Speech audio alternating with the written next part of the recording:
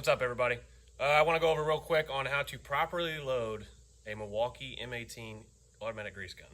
I watched a guy actually struggle with this thing, take it apart the wrong way to reload it, and I just want to go over that real quickly. So if you're looking at how to do that, this is how to do it. So let's do it. All right, so right here we got the M18 Milwaukee grease gun. It's real simple. What you don't want to do is take the back cap off unless you have to in order to reload that. So that's what the guy did, and it created a huge mess. So let's go ahead and show you how to do that properly. You got grease, you got a towel, whatever you want to use, rag. You're going to take this, you're going to pull it, and you're going to lock it. You're going to lock it right there in that tab. Once you lock it, obviously it'll get a little stuff in there. I shoved it back in there, so it pulled a little grease out. But this one is empty.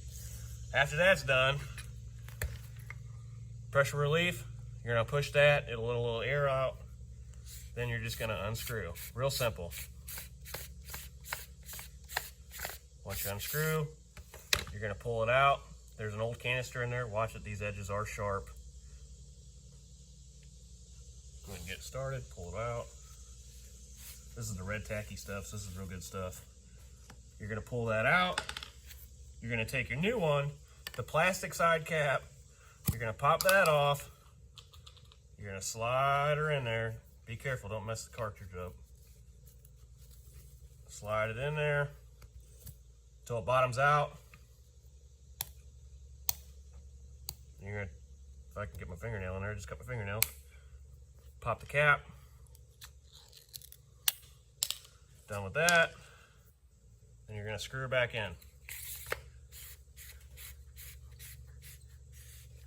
I don't get it too tight, just get it hand tight like that. Knock the plunger back in. You should be good to go.